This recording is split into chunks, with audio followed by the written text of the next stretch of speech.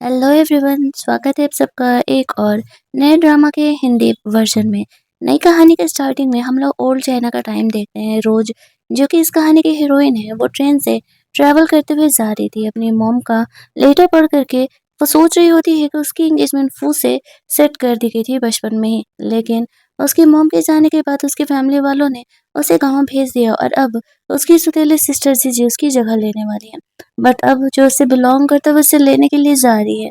तो ये सब कुछ अभी सोच ही रही थी कि तभी उसके इस कंपार्टमेंट में एंट्री होता है इस कहानी का हीरो गोयन की, जो कि वैसे तो काफ़ी पावरफुल था, लेकिन अभी यहाँ पर वो अकेले था, बहुत सारे गुंडे उसके पीछे पड़े हुए थे। उसे अपना जान यहाँ पर बचाना ज़रूरी था। वो जल्दी से रोज़ के इस बॉक्स को लॉक करता है। उसे पता था कि वो लोग इधर आने वाले हैं। रोज़ गोयन को देख कर के काफ़ी घबरा जाती है।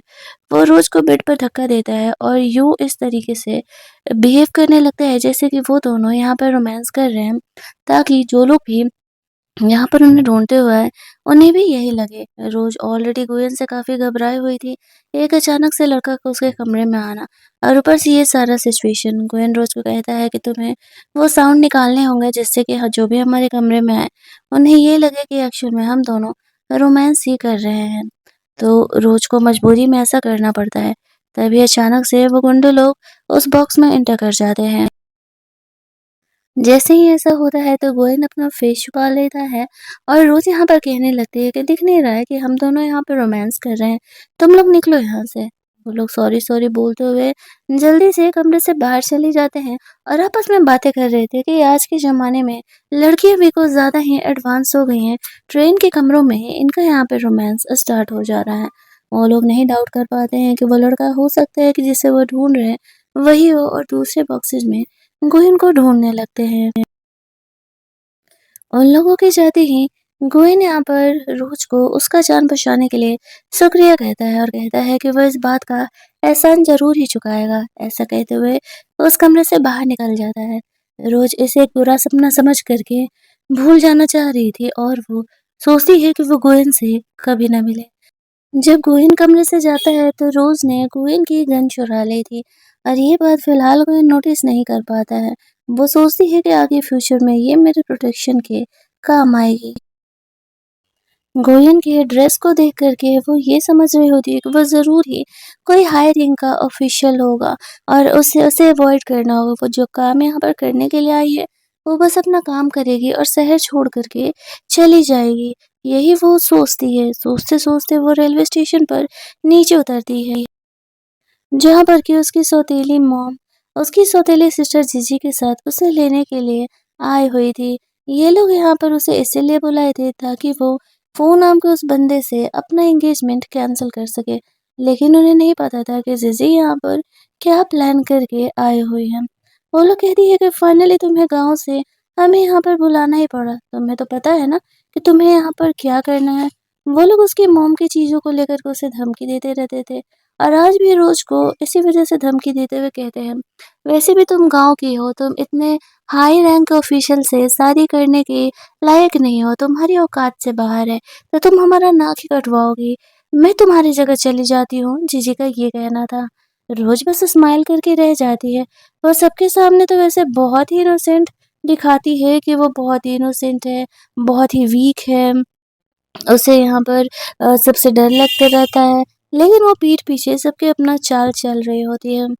वो लोग फिलहाल रोज को वहाँ से लेकर के जाते हैं। एक तरफ रोज वहाँ से निकल रही थी और दूसरी तरफ गोयन वहाँ पर दूसरे डब्बे से निकलता है। उसने अपने बंदे लोगों को ये पता लगाने के लिए बोला था कि आखिरकार किसकी इतनी हिम्मत हो गई जिसने कि मुझ पर अटैक करवाया था मेरी जान लेने के लिए, और साथ ही में उसने अपने बंदे को रोज को भी ढूंढने के लिए बोला था।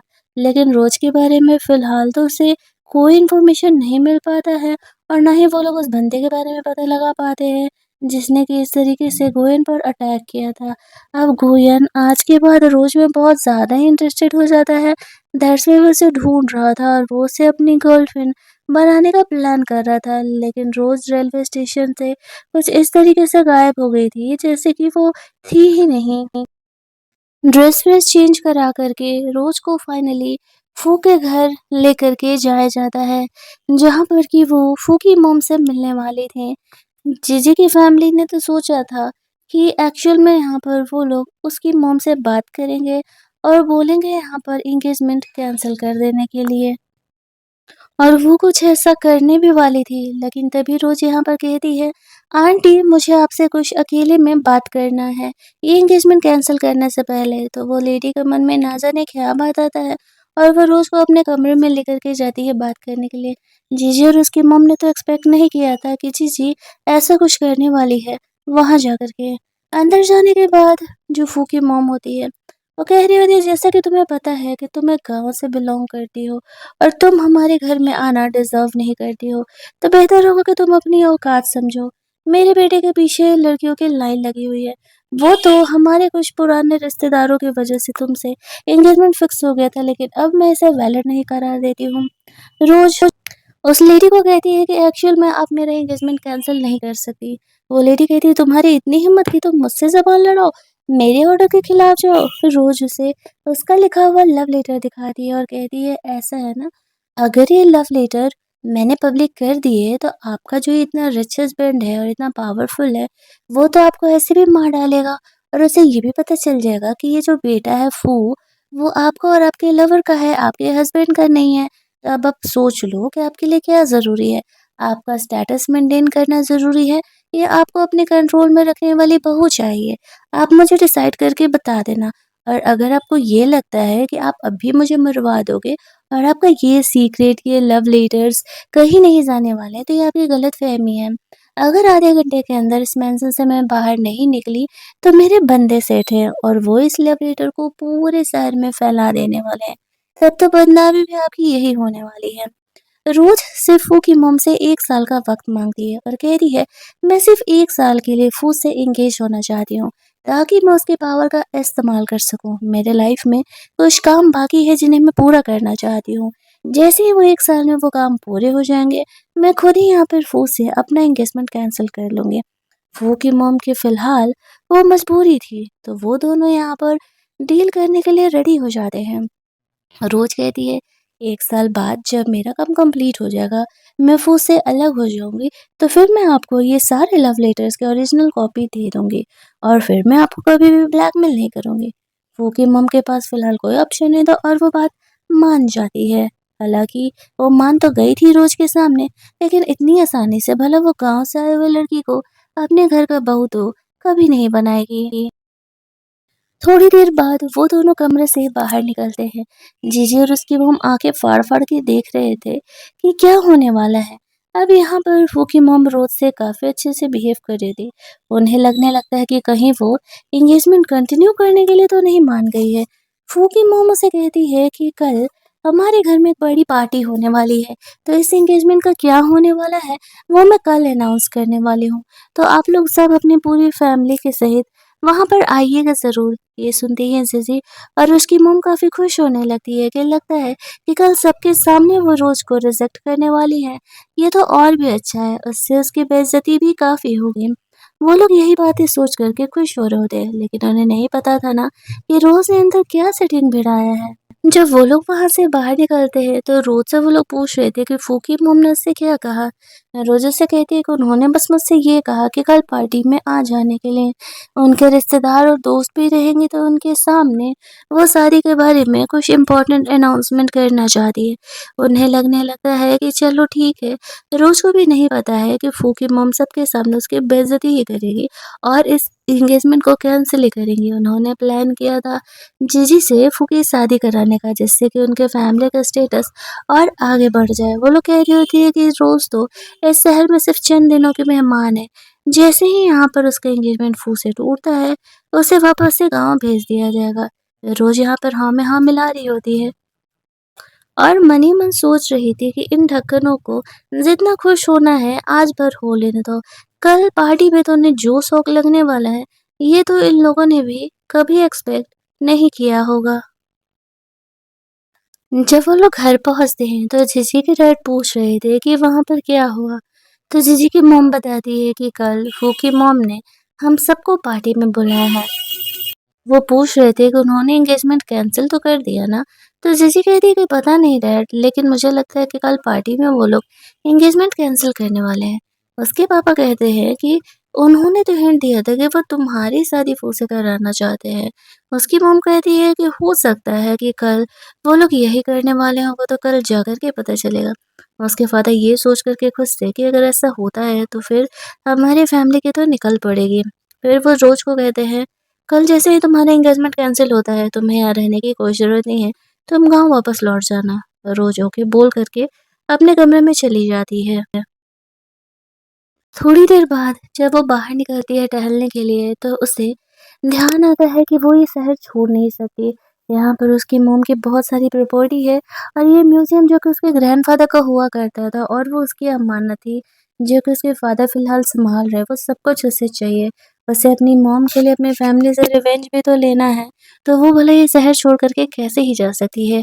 यही सोचते-सोचते वो उस म्यूज़ियम के लिए घूमने के लिए आगे बढ़ती है, तभी एक कार आकर के उसके सामने रुकता है। रोज़ को नहीं पता था उस कार में कौन है, उस कार में से गोहेन निकलता है, जिसे देख कर के रोज़ यहाँ पर थोड़ा-सा घबरा जाती है, लेकिन वो ऐसे बिहेव करती है जैसे कि वो गोहेन को पहचानती ही नहीं है और वहाँ से जाने लगती है। गोयन यहाँ पे रोज़ को ज़बरदस्ती कार में बिठाता है और कहता है कि चलो, मैं तुम्हें याद नहीं हो ना, तो मैं तुम्हें याद दिलाता हूँ कि मैं कौन हूँ। ऐसा बोल कर के वो उसे कार में बैठने के लिए बोलता है।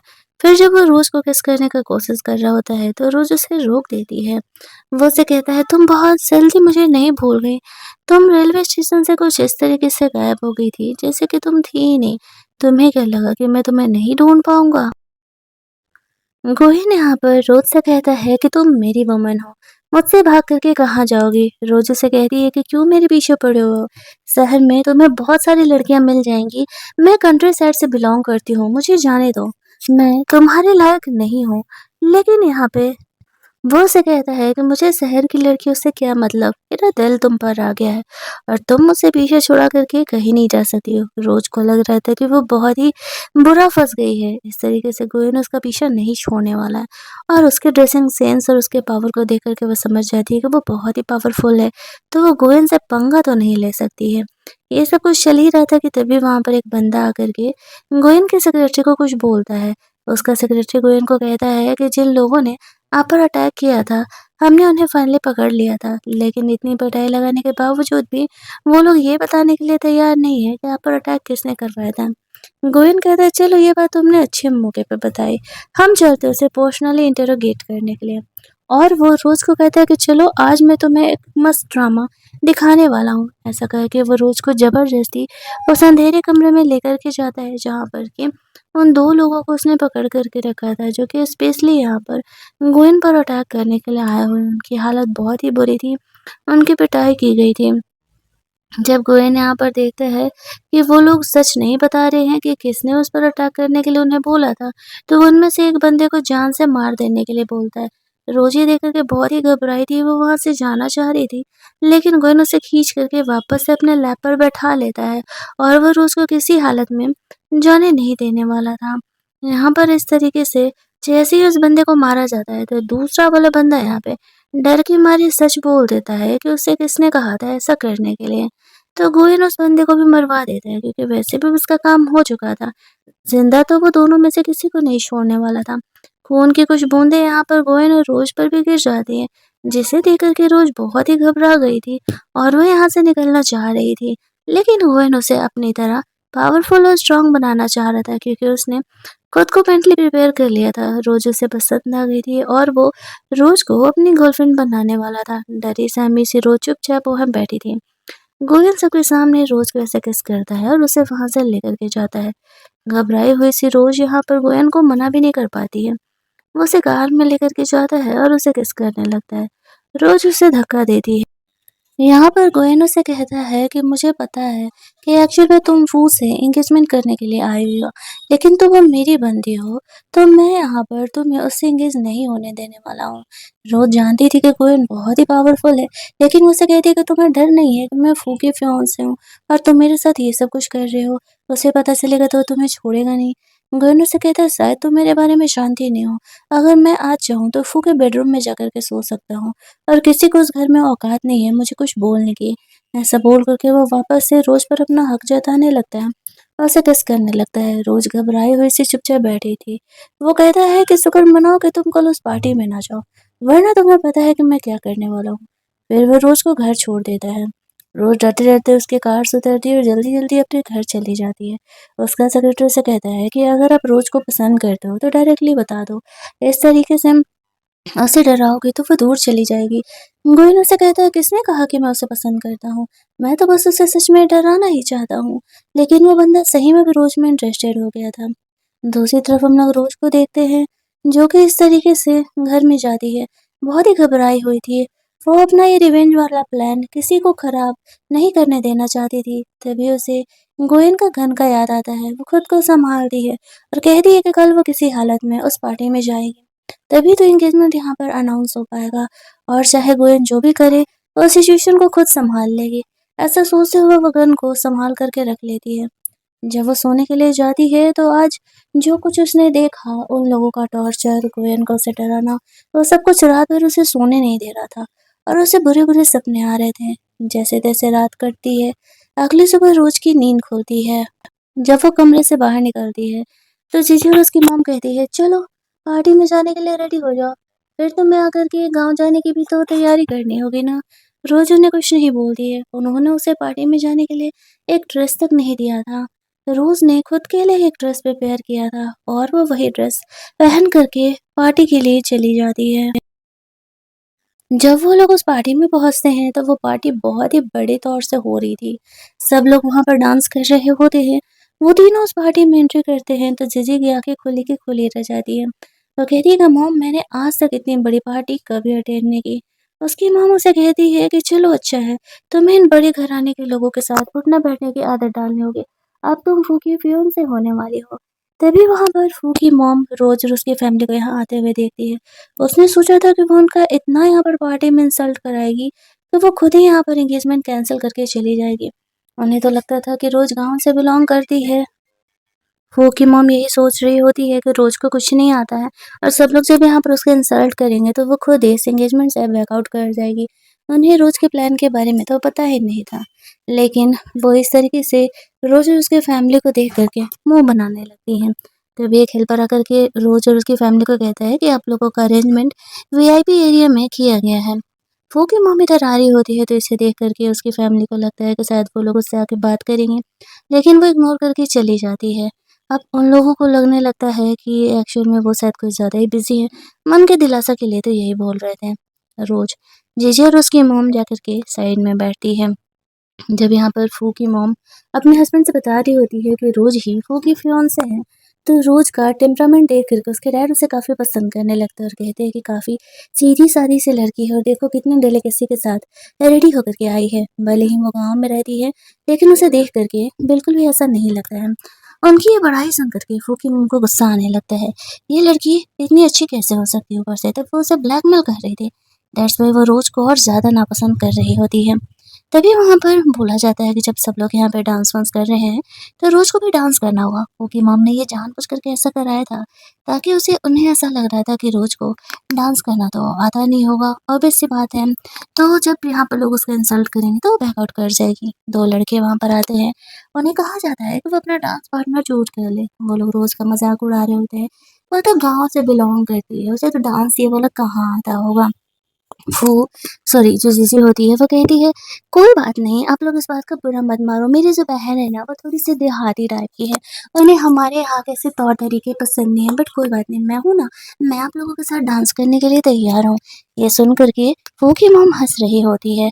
रोज़ कहती है, "तुम लोग ये कैसे डिसाइड कर सकते हो कि मैं गाँव से हूँ तो मुझे डांस नहीं आता है?" तभी उस पार्टी में गोयन एंट्री लेता है।